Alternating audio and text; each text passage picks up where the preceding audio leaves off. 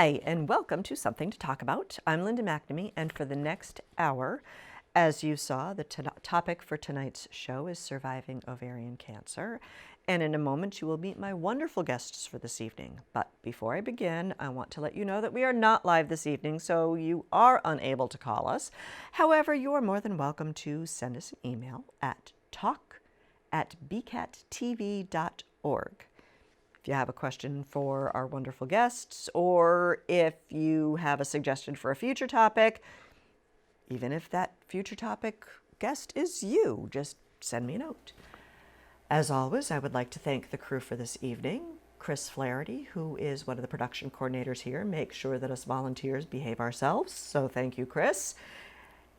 Jolie Atwood and Dominic Squillini are also giving up their evening to come and help out at BCAT, so I want to thank them very much for donating their evening to such a wonderful cause. Last but definitely not least, I would like to thank my husband Paul for staying home for Daddy Date Night. Hopefully math homework went relatively smoothly. So, and now I want to welcome my wonderful guests for this evening and introduce them to you. We have Cathy Burgess, who is a cancer survivor. Yay! Yes, I am. Can't wait to hear your story because I need happy stories. And Marlene Sullivan, who is an oncology nurse navigator. Kind of curious about that title. And you are also a volunteer for NOCC, which is National Ovarian Cancer Coalition. Cancer Coalition. Thank you. I should have written that down. So welcome. Thank you. Thank you. Thank you very much for giving up your evening to come and talk to me. And as I like to begin, can you each tell me a little bit about yourselves, where you grew up, how you came to the greater Boston area? And I think I kind of gave your answer away, but what made you decide to become involved in the Cancer Coalition, the Ovarian Cancer Coalition? Okay. Go ahead. Do you want me to start? I guess I will Sure. start. You're Cathy, sitting in chair number one, I'm in, so you know. I'm in chair number one, so we'll go number one. Cathy Burgess. I actually grew up in Andover, Mass, so just not too far from Burlington. You're here. local. I'm a local. Born and raised here. Went to Boston College for college, and Go Eagles. Yeah, the Eagles. They do soar. And other than that, I've pretty much worked here in the greater Boston area most of my career, minus maybe a 1 or 2 year exception in southern New Hampshire and 3 years in Florida. I am a Boston girl through and through.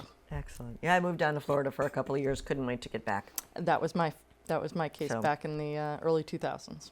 So happy to be here. And then how I got involved as a ovarian cancer survivor. I was astonished when I was diagnosed. I was scared. Had no way of finding any information about it. And hence, ever since I've gone through my battle and successfully navigated it, Yes. I want to share what insights I found so that other people can, one, diagnose themselves a little bit earlier, but also know that they have tremendous resources available to help get through the process and find the best treatment plans. Excellent. So- Can't wait to hear your story. But Thank I you think for we having need- me. Thank you for coming, and I think we need to give Marlene a turn. You're up. I'm Marlene Sullivan, and I'm an oncology nurse navigator at Mass General Cancer Center at Newton Wellesley Hospital. I've been volunteering, or I've been involved with the National Ovarian Cancer Coalition since, I can't say many years. Started with the walk, and then some volunteering and some conferences that I've attended. And I've been a ovarian nurse, GYN oncology nurse, and then my sister-in-law was diagnosed with ovarian cancer in 2016, and she passed away in 2017 from the disease. So it's a passion of mine to help others and to make people aware of what they should be looking for and ways to support them and be there for people that were diagnosed with ovarian cancer. Excellent. So, what exactly is ovarian cancer, and how does it differ from other diseases or conditions of the ovaries, and how frequently does ovarian cancer present itself in women? So ovarian cancer starts in the ovaries. It's cancer cells are cells that have kind of gone wild and they have no checkpoints to keep them from growing, so they just continue to grow, causing tumors and problems with the rest of your organs oftentimes. So ovarian cancer cells that are cancerous will continue to grow on the ovaries or the fallopian tubes or near the ovaries or around the ovaries.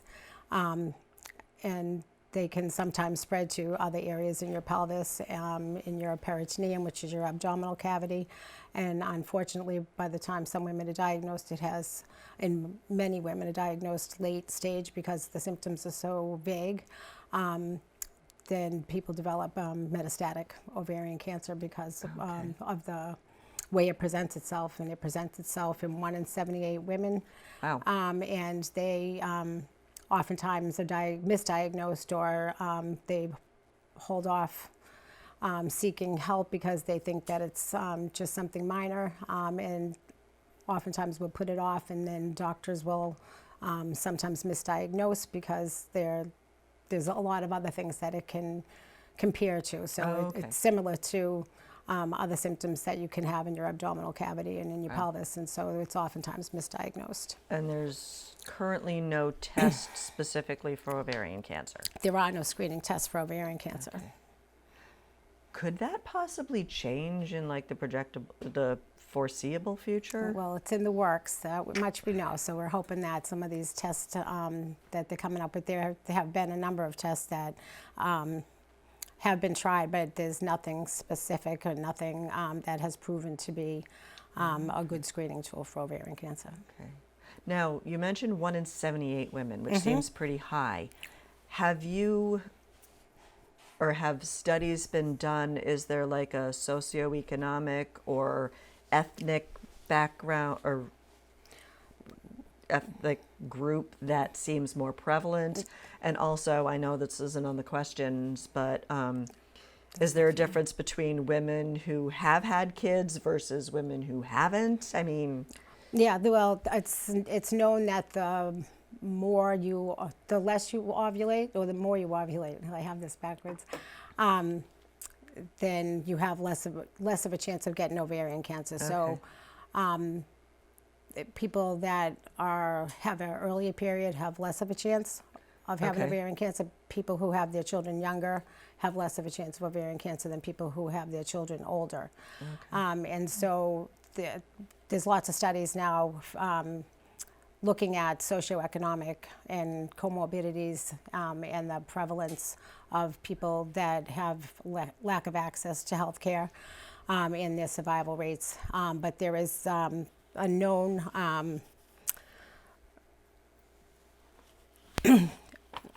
association with Ashkenazi Jewish women. Because they have the chance of having 1 in 40 Ashkenazi Jewish women will have the BRCA mutation. And the BRCA mutation is a gene that isn't able to shut itself off after it develops this mutation. And 1 in 40 Ashkenazi Jewish women will develop that BRCA mutation. So 1 in 40 will have the BRCA mutation. About 30 out of 100 women with the BRCA mutation will get ovarian cancer by the time they turn 70. So that's a lot of women in that population, compared to fewer than 1 out of 100 in the general population. Oh, wow. So there is a known prevalence in the Ashkenazi Jewish population. Wow. Okay, so what are some of the warning signs? I know you said it's a little cryptic or easy to misdiagnose, but what are some of the warning signs? I don't know if Cathy, if you want to share your story leading up to your diagnosis. It's the hardest part about ovarian cancer is the symptoms are very benign. If you feel bloated, maybe some distension or like puffiness in your belly, cramping, which is normal. Oh, that never happens. You know, right? I mean, if you put a panel of women up and you ask, are you tired? Are you cramping? Do you feel bloated? You know, 6 out of 7 days a week, most women are probably going to say yes at some point during the day. And so those are some symptoms: back pain, hip pain. You know, for me, I've always had lower back pain. And I have a problem. I have hip pain a lot of times. I had fibroid tumors, and those apparently were no indication of ovarian cancer either. Okay. So I think the challenge is women's bodies do have so many different things going on that we tend to overlook a couple of the very simple symptoms that ovarian cancer would look like: bloating, distension, gassiness, fatigue. Now, does it tend to go on for like an extended period of time? It can go on Okay. for an extended period of time. In my situation, I started to truly understand the difference between being tired and the word fatigue. I went from being able to work a 14-hour day to not being able to function after 4 hours. Wow. That was the extreme. That was when I basically pushed myself into the emergency room and said, don't discharge me until we know what's wrong. Wow.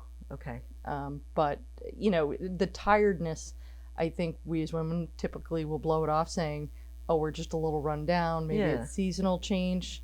And I think as we're airing tonight, you know, it's dark earlier. We're all getting that little, I don't have as much energy. I'm not saying that just because you're tired, you have ovarian cancer, but you definitely want to start keeping a journal if it goes more than a couple weeks. Because as I mentioned to you guys off screen, I had lost my best friend. We had been friends since, you know, we were 10. And she went through a lot of issues, and they thought it was like GI issues, and they ended up taking out her gallbladder, and they couldn't figure out what was wrong. And she knew something wasn't right, and it just wasn't caught. My process was middle of October to January 1st. Wow. In order to get diagnosed. And I was seeing a doctor, any one of my medical professionals, every other week. And they couldn't figure it out until we finally did a CAT scan. Oh, okay. And that CAT scan revealed that I was late stage. Wow. So, stage 3. But obviously it was treatable. It was treatable, and I had the most amazing surgeon. Cool. She got me right in. So I won. What happened after you? I'm sorry. I'm like. Nope. My apologies. This is like a map. personal mission of mine, is to find out what was going on. But when you first were diagnosed, did they send you through chemo? Did they operate first? Did they just do radiation? What happened? So, if you're willing to share. Totally willing to share. January 1st, 2017. We were in the ER. I had multiple symptoms and everything we just mentioned. Also bleeding, and it was excessive. And my doctors really didn't have an answer. They kept trying different things. Now, did you have like a family history of ovarian cancer at all? No, or? I didn't. Sadly, I have a family history of cancer. Okay. My mother unfortunately passed in 2001 to I'm colon cancer. And my father has been battling prostate cancer now for almost 25 years. Wow. But he is alive and well, and he 25 looks years great. is a long time to Exactly. be fighting. Which should give us all hope, right? Yeah. They've made tremendous strides in various parts of cancer research. But as far as ovarian cancer, never even really knew the term until I got diagnosed. Oh, wow. Okay. So the shock for us in the middle of the morning was traumatic. Wow. It was probably 2 o'clock in the morning when they came back with the results of the CAT scan. And they said they thought they were going to keep me overnight so that I would be able to meet with surgeons and other doctors in the morning. And doctor actually walked into my room in the ER at 5 a.m. and told me to get ready and go call a cab. I had a few choice words for him, which are not repeatable. Yeah, don't right repeat them now. This is a family. Well, it's not really a family episode. And later on that day, my gynecologist called me and tried to explain what she thought the situation was. She really didn't believe it was cancer. Okay. She felt that there might have been a misdiagnosis in the ER. So actually the next 24 to 48 hours were me getting some sleep, calling my father. You were able to sleep. Wow. Not really. With I went some home and took heavy medication. honestly, I went home and just took a 2-hour nap, and then I woke up and I called my father. Okay. Had him come into town so that I could tell him face to face. He was obviously upset. And then I called my brother, who lives in Franklin, Mass. So it was a phone call for him. And then we as a family started putting together a list of questions and started making phone calls. Okay. Because it was basically January 2nd now that I Okay. was, you know. Great way to end the holiday season. Right. Start the new year. Woohoo. So my family spent the next couple hours on the phone with my primary care and my gynecologist and demanding answers and action steps. My gynecologist had me scheduled for an MRI the very next morning at Wow. some ungodly hour, 4 a.m. I think it was. Oof. Yeah. And then Well, you're not sleeping anyway. I wasn't so, you know, sleeping much hey. anyways, no. Believe it or not, my gynecologist actually said she believed it was endometriosis that had just spread to different parts of my body. Wow. Yes. So I challenged her and I said, and what if you're wrong? You said you're 99% correct. And sadly, the previous 12 months in just the general world, 1% was what was happening. And I said, what if I'm the 1%? Yeah. And in this case, the not good 1%. What if it is Yeah, cancer? seriously. She had me scheduled for a second opinion with a surgeon.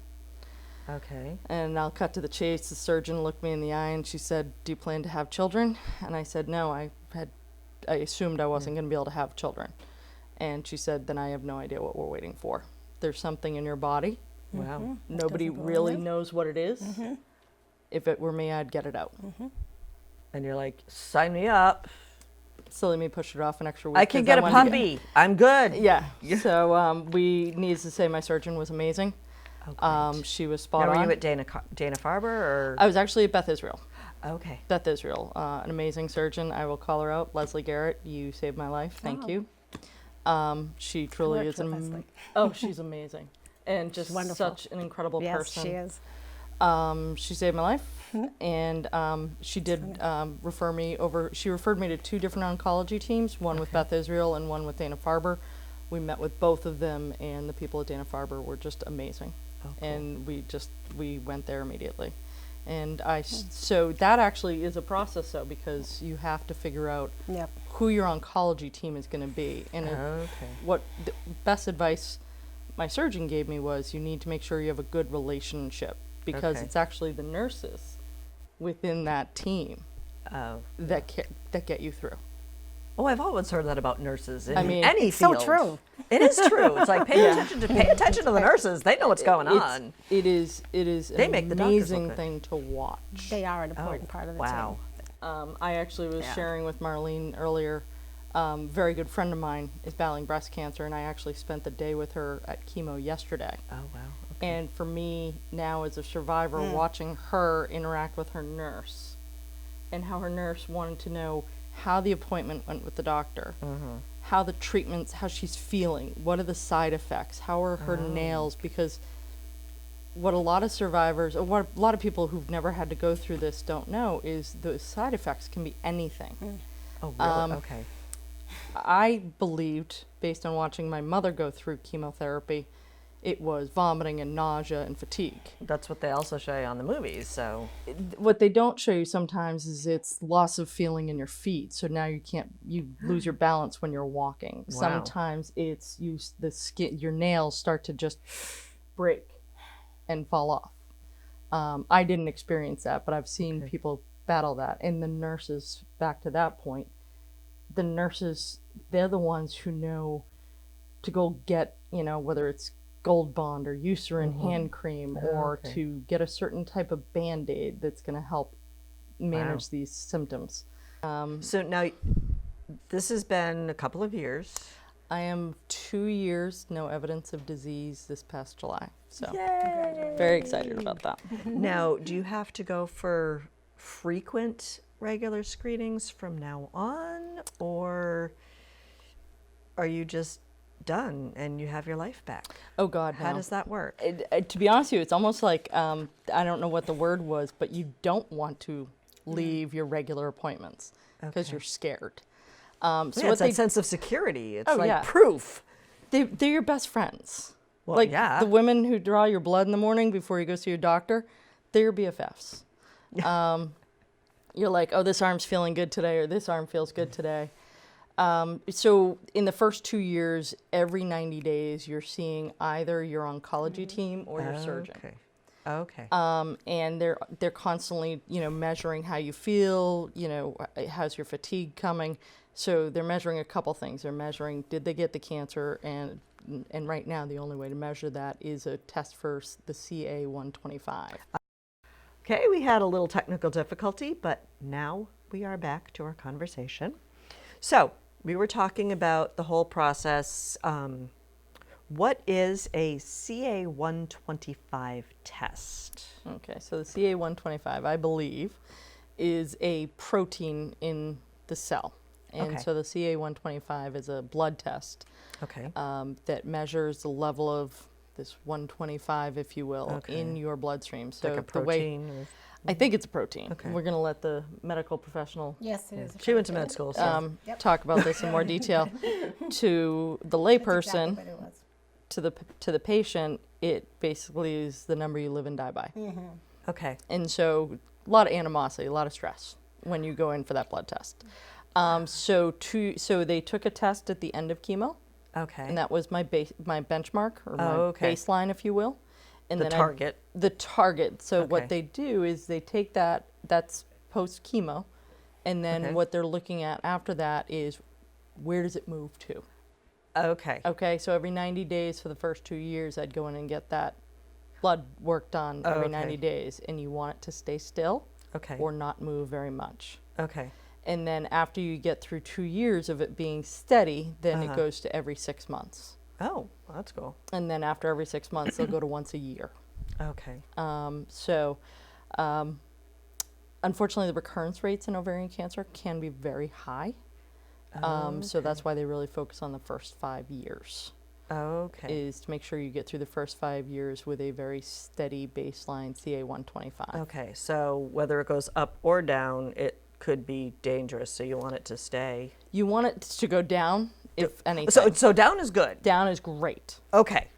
Down is I great. wasn't sure if it was any motion or just an up. So down is good. Little motion's okay. A little motion's okay, and we like the down motion in particular. Okay. Got it. Just trying to clarify everything because But I it is did helpful not go to to med monitor school. Treatment. Yeah, it's very That's helpful to what monitor the monitor treatment.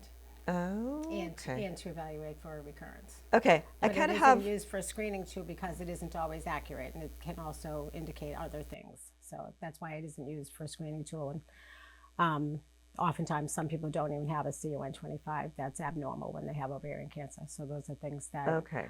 keep it from being a screening So- tool. It's not a screening tool, but it can be used as a measuring device after the fact. It can, if it was elevated in the beginning. Yes. Okay. Okay. So if it- you mentioned recurrence. Okay. Can we just get really remedial here? Mhm. If it's ovarian cancer, is one of the treatments actually just removing the ovaries?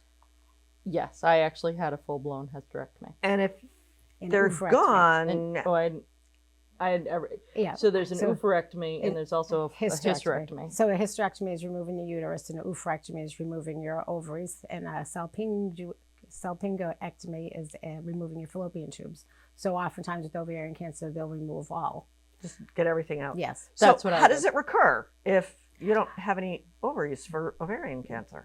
If there's 1 or 2 cells that continue to Floating replicate, around in there. and that's I think Oh. what I know for me in particular, I've actually really learned the definition and how cancer actually works and it grows, and why there's no one slice dice shot Okay. that cures all cancers. Is the concept of cancer, my understanding is it's a replicating cell that's got a bad sequence. Okay. So kind of like there's no flu vaccine that will cure all forms of flu because there's always that one little bug that decides to do its own thing. Right. I know that's a really basic Yeah. comparison. That's how but- I understand it. The but surgeon- medical yeah. professionals probably have a whole different Well, level. it's pretty much it. The surgeon will remove all visible disease, but you don't know what kind of small little salt and pepper cells may be floating around in there. So hence the chemotherapy afterwards, Okay. in order to Fry give you everything else. It gives you a systemic treatment and kills all the cancer cells that may be floating through your body. And then you have to monitor just to make sure that any of those cells didn't Didn't sneak away Okay. and continue to grow. Now, I read on NOCC's website that there are actually 30 different types of ovarian cancer. That shocked me. I didn't even know that. Yeah. I thought there were It's only... not just a one size fits most. It's wow. Yeah, not at all. How are all of these different? Yeah, I mean, there's lots of replication different rates Yeah, or there's just a lot of different types of cells. There's the epithelial cells, stromal cells, germ cells. So they all do different things. So Okay. they all develop different types of cancers. But the Wow. most common is epithelial cancer. And that's the more dangerous, more common kind Okay. that tends to progress when women don't know it. And so by the time women realize that they have an epithelial ovarian cancer, it's oftentimes in the late stages. Wow. Okay. Now we talked about stage. You just mentioned stages, but there was also on the website talking about grades. What are the difference between grades and stages, and how many grades to how many stages? And is there like a connection between column 1 and column 2? I'm going to defer to the medical Sure. professional. Yeah, So- I think. So a grade is the type of cell. It's what the cell looks like, basically. So Okay. you want to compare it. A grade 1 cancer cell is more similar to a normal cell. So Okay. if they say if it looks healthy or if it looks close to normal, it's a grade 1. So Healthy that's cancer cell. It they talks about call- an yeah, oxymoron. but you know? it's very close to the normal cell, so Okay. that's good. So that's an early stage, which is a grade 1, and that's called a well-differentiated cancer. So and that's a grade 1. There's usually 3 grades. Grade 2, it's becoming a little bit more aggressive, a little bit different, but a grade 3 totally looks nothing like the original cell, and so they call it poorly differentiated, and it's more aggressive. How do you tell that it's a grade 3 of a particular cell if it looks nothing? Is it location? It has lots of different components that Oh, the okay. pathologist can pick up. That Yeah, I guess I really need to go yeah. to med school. Then, yeah. That's what the pathologist is for, to determine just how differentiated it is and how similar it looks to the original cell and what other features it has to make it look more aggressive. Okay. And we talked briefly about stages and how, in particular, ovarian cancer, you can't, most women detect it at like stage 3. Well, what's stage 1 and 2, and how are they different from each other to have to make it to stage 3 before you notice something's going on? So a stage 1 is confined to the ovary, either one ovary or 2. So it's a 1A Okay. or a 1B if it's to to both ovaries. Okay. Stage 2, it has left the ovaries and gone into the pelvis. Okay. The That's pelvic not area. So you metastatic have at that point. It is basically because the lymph nodes, most likely, or something else in your pelvis now has Okay. cancer. So a stage 3 is when it goes into the abdominal cavity, into the lymph nodes in your back.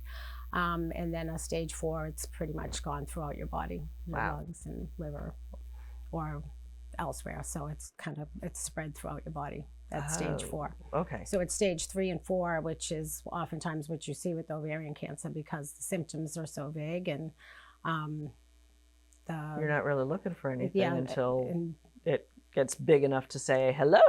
that's right. So you usually treat the symptoms as other things Okay. until it's already a stage 3 or stage 4. Okay. Now, we talked about inability to diagnose it, but how often is it misdiagnosed?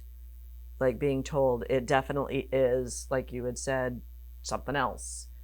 And you're like, Yeah. I don't know. I don't want to necessarily throw out a number. a Yeah. number because I don't know the statistics. Right. Okay.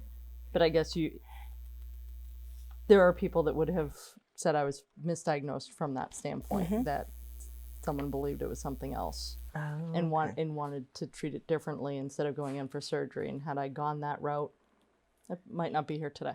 Okay.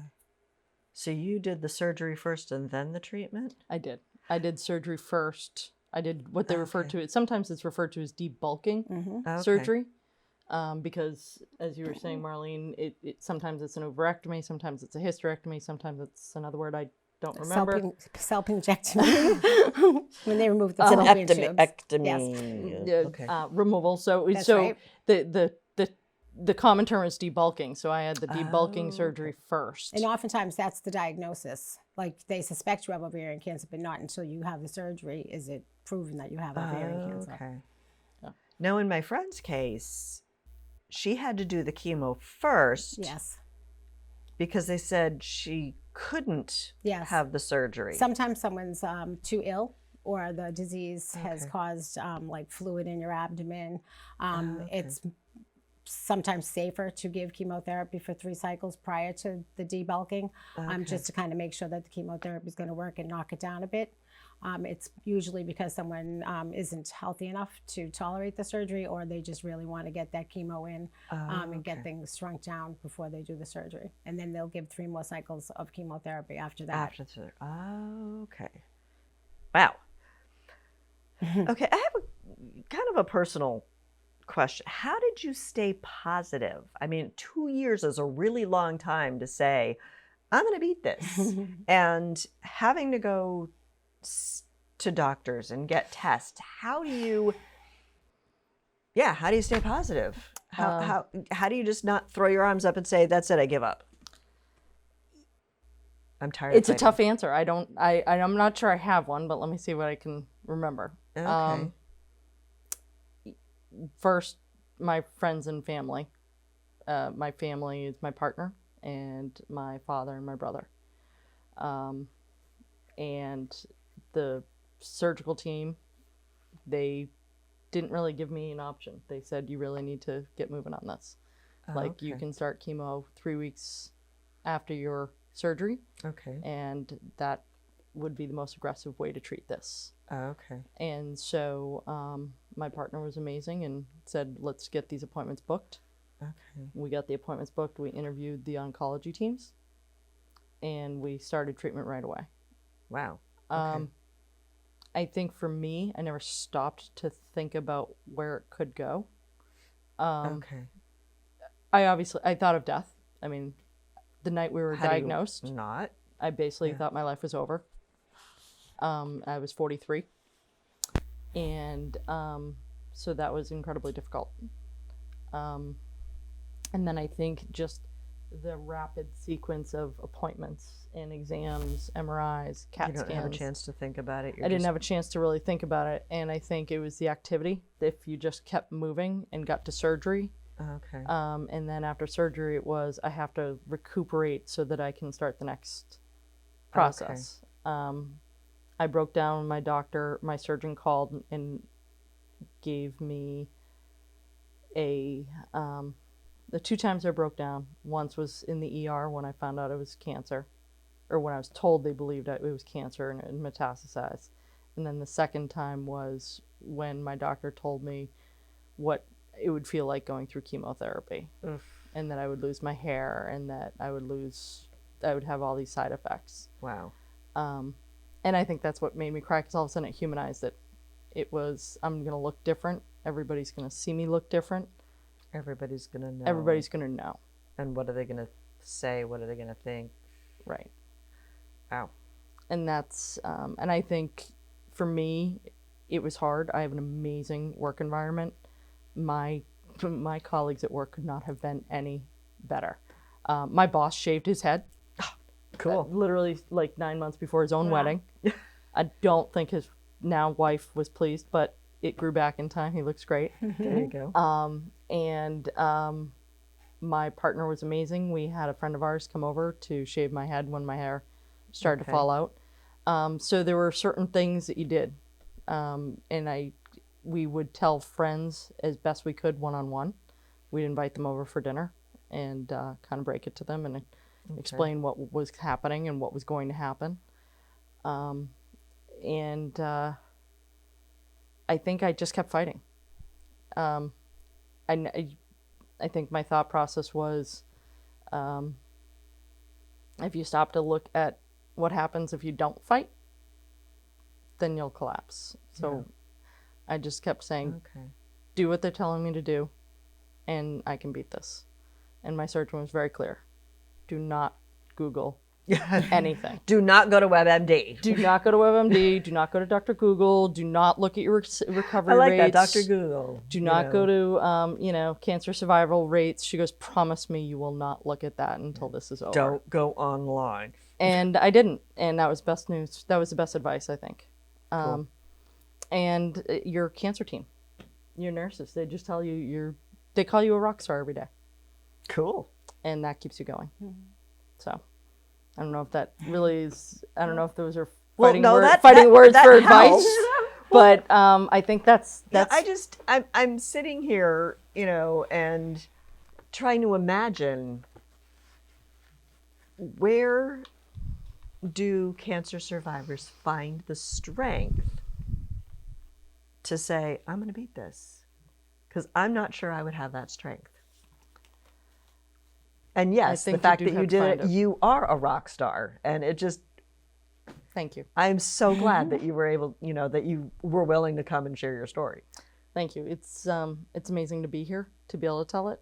And, we're not done yet. Don't worry, there's still plenty of time. Oh, no. I know. But I will say you can't survive. Your team. They won't let you. You need to lead your team. Okay. You need to tell your team you want to live. And I think if you have a great team around you, they're going to help make sure you do. Cool. And I think that's an important message. We're all a part of everyone else's team. Because I'm now a part of my friend's team, who I was with the other day.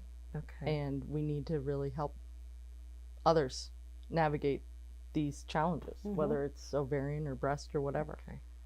So which perfectly leads into my next question. What kind of support groups are out there, or are out there just sounds so ambiguous and vague, but what kind of support groups are available?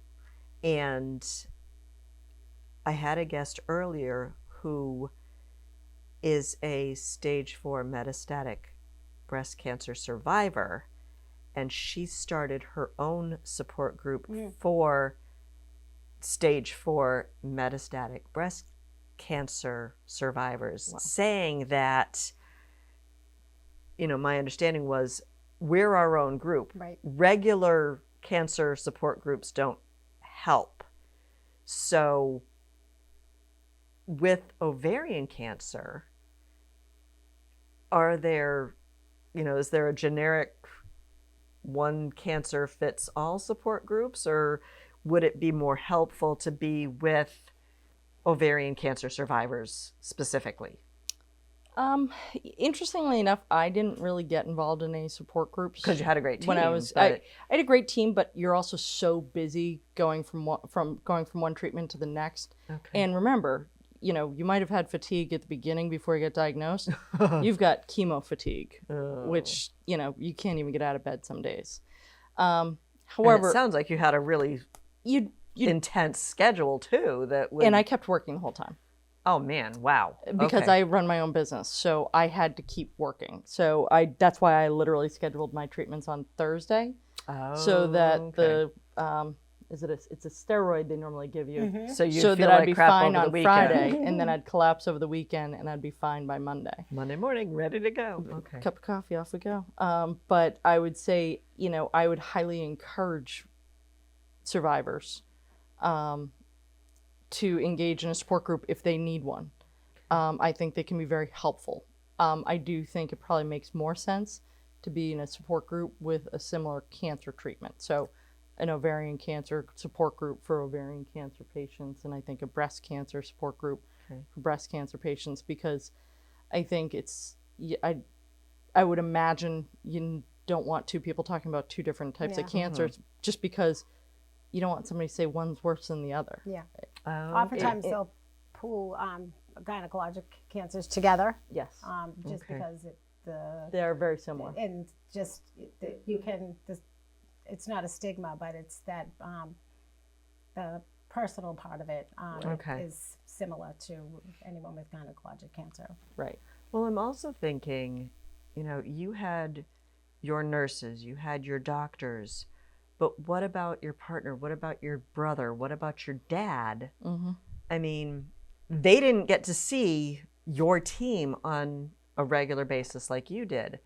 they had to see a loved one suffer and go through the Friday night crash.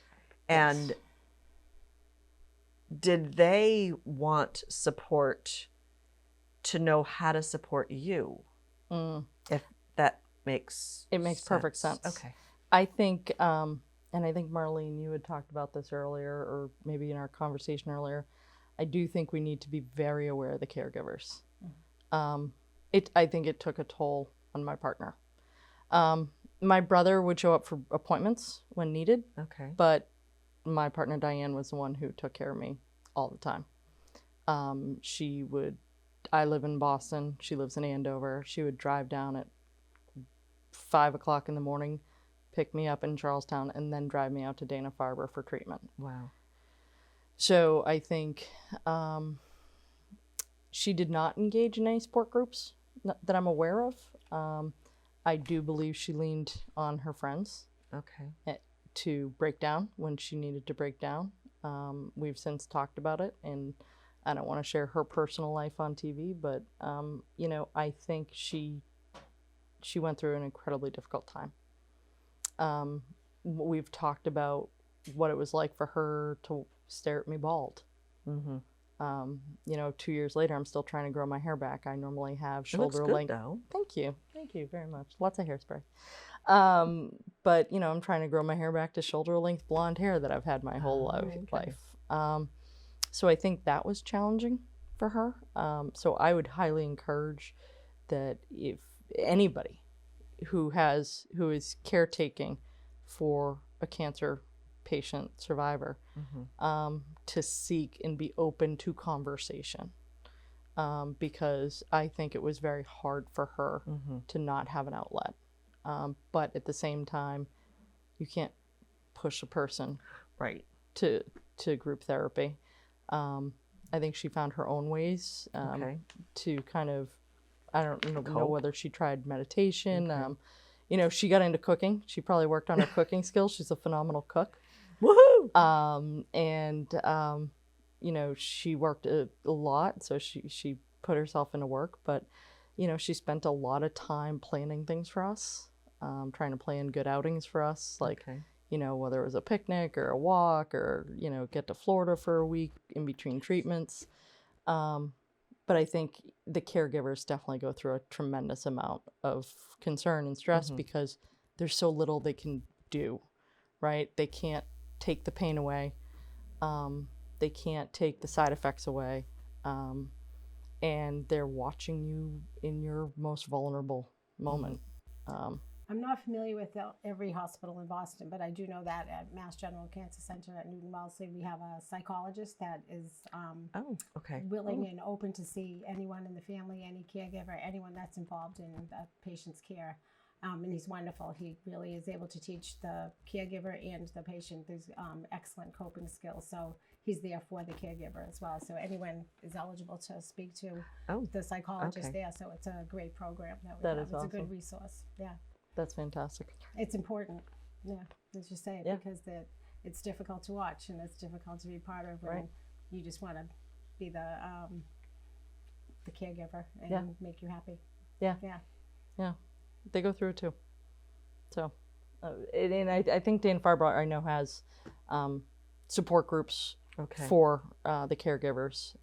I think it just didn't. It was tough for her to. Yeah. She traveled a lot when we were going through it, so it was hard for her to deal with it. As a nurse navigator, I do have to convince some people that it would be helpful to them, and once they do go to see him, they're very happy that they did. What took me so long to go? Right. Yeah. So, I think before the show, you guys had mentioned fundraisers or events that NOCC puts on. Can you tell me about some of those? Either of you, both of you? Sure. The biggest fundraiser is the walk. Yep. So the National Ovarian Cancer Coalition run walk to break the silence. And the silence is the silent killer, where the symptoms are just so vague, and it helps to break the silence and get awareness out there. And I think this year they raised $315,000. Wow. Yeah, for support. It helps to support the new patients, the current patients, and it helps to give this, what we have is a program called Faces of Hope, where myself as a nurse navigator or nurses or practice nurses at different cancer centers or the nurses anywhere in the infusion unit, they can, we give a bag. It's called a tail tote.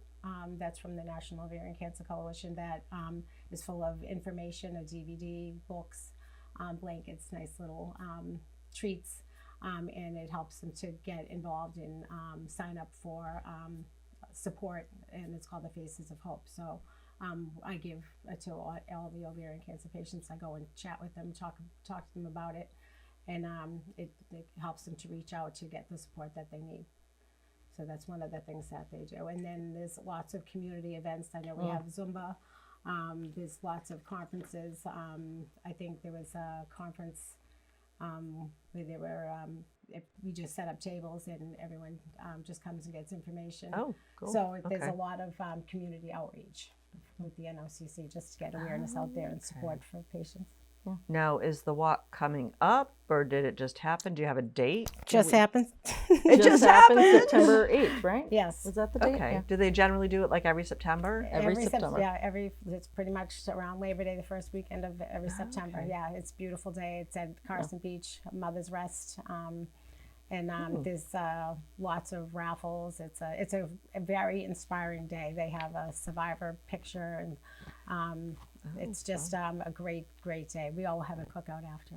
So Yeah, it's a lot of fun. It's a lot of fun. It's a great day. And so, Diane cooks yeah. for everybody. Yeah. Okay, okay, maybe not. It's a big challenge to like who raises the most funds. So Yes. yes. So it's great because we raise a ton of funds, we get the word out there, and you see all these people. One, you see all the survivors, but you see all the families. You see all the families, all the friends, all those caregivers, and you see that what we're raising money for helps. Yeah. So I think the walk is the big one, but we also, we do fundraising year round if anybody wants to donate, or if people want to do, we've had some incredibly creative women who have started their fundraising for the walk Right. mid-year, who do things like, bowling contests and cornhole games and Super Bowl squares. We raffled off scratch tickets. Ooh. We made like $3,000. Yeah, Really? Wow. Yeah, Okay. yeah. Anybody win the scratch tickets, or do you not know? I think they got $500 worth of scratch tickets, and my sister won $128 out of the Wow. 500, something like That's that. not bad. Yeah. Better than nothing.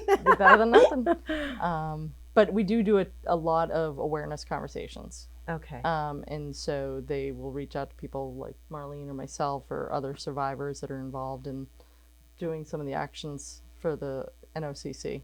And I think we've spoken to the transportation board. We go to schools. We've had a booth at the Mass Women's Conference.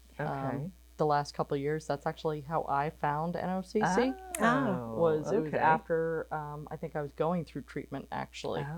Or I had finished my treatment and I was beginning my recovery process, and I saw their booth at the Mass Conference for Women. And I was like, I wish I had known you guys 2 years ago. Where were you? But it's been fantastic because I've been able to get involved, and I want to help, as I said, others who are either in the situation I was in or may find themselves in that situation.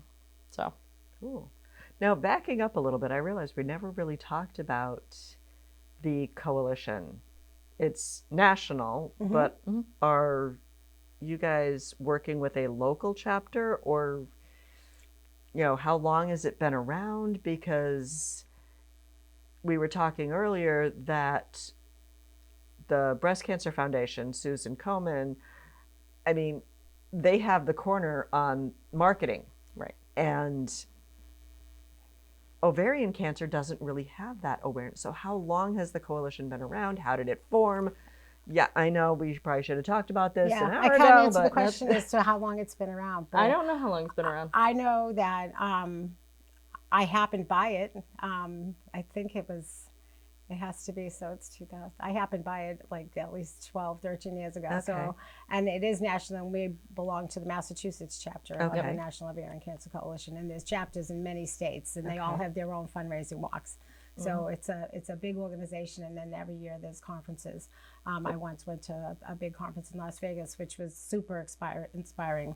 All the survivors were there, and there were people talking about clinical trials and all kinds of great information. So it was a great conference. Yeah, I went to the conference 2 years ago in New York City, and it was a great conference. I learned so much more about cancer than I probably wanted to learn. Without going to med school. Without going to med school or going through it again. So kind of hoping. Yeah, no, we don't want to do. Want to stay true on neither that one of road. those seems to be a real good option. But it is so encouraging to hear some of the things that they're doing and where the funds are going in terms of research and trying to make treatments better so that the recurrence levels come down.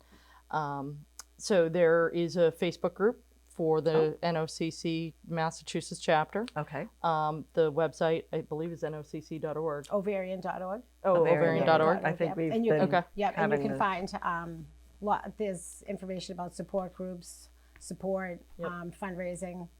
So if people are looking for support groups, that's a good place to find one. Are there opportunities to like volunteer? We love that. There are volunteer opportunities all year long. Volunteer opportunities could be anything from coming and speaking at a local Cable access television. If you're afraid of the TV, you can speak at schools or in places of employment. Or you just fill bags. You can just stuff bags for the walk. For the walk. Or stuff bags for the tail totes. Those kind of things. So you could do one day. You could do as much as you want. Yeah. You want to give a couple hours? We'll find a use for your time. You'll find somewhere to put because me. many hands make light work, and That's true. We've got a great chapter chair, Allie Matthews. Yes, you can get in touch with Allison Matthews at Massachusetts@ovarian.org in order to.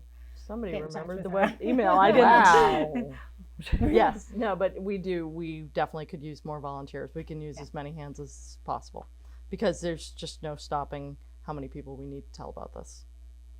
Now, I'm just thinking back to my personal situation where could other people do their own fundraisers in support of NOCC and, Just send a check? yeah. Absolutely. I can't imagine that's going to be a problem. Right. Well, we're It's a using, common way of they'd be doing using the name NOCC, Yes. this is in Yes. support of. Yep. Yeah, I've actually had parties where you sell products, which I don't want to mention names of the products, but they'll donate a certain percentage of that. Cool. Okay. What you sell that night. Not like it's not Tupperware, but the same vein. Yeah. And they'll donate a certain amount of that money to NOCC. So I decorate and seal and have all the NOCC information for people when they come in, but it's a regular, Like the something Zumba fun. thing. Yes. And, Yep. Okay. Yeah, I mean, there's a million things. The Zoom class is great. Yep. We've done yoga class, I think, as well. But yeah, I mean, I've donated, I've said to people, it's Ovarian Cancer Month. If you donate $5, I'm going to give you a plastic ovarian cancer bracelet. Yep. And, they fill the bucket full of money and I turn it over to Allison. Sweet. So it can be simple. If somebody wants to raise $500, that's amazing. Somebody wants to raise $50,000, that's as amazing, if not more. But we also like people to help us stuff envelopes and come out and just maybe wear teal. And is the office located in Boston? We don't have an office location. Okay. We're 'Cause I'm like, relatively where would you remote. go sticking, stuffing envelopes or something? So we move around. We have some meetings in downtown Boston, but we've also worked at local libraries to get together, and we'll get together in one another's homes. Or somebody will donate office space where we can just go get together and meet and discuss new ideas. And once you're a volunteer, you're part of the group, and you'll get all the emails, and it'll tell you where to go and what you can do. So lots of ideas, and when you're available, you just do what you can. Yeah. Yeah, and like you said, it's important because it is not as well known as other cancer organizations, and it'd be great to have more visibility. Exactly. And we stretch across the state too. Our chapter goes all the way out to Western Mass. Oh, wow. We have people on our committee and on our group that are very active in their communities in Western Mass as well. So you never know. You may have somebody here in Burlington that is involved with NOCC. If not, there might be in one of the neighboring towns. So it's very easy to get something set up. All right, great. Well, we are out of time.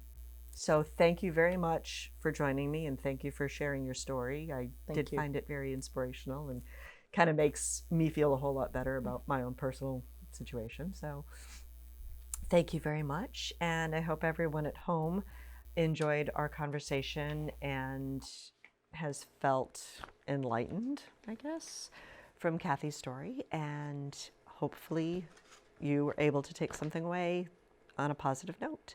So thank you for joining us, and have a great night, and I'll see you around town. Thanks.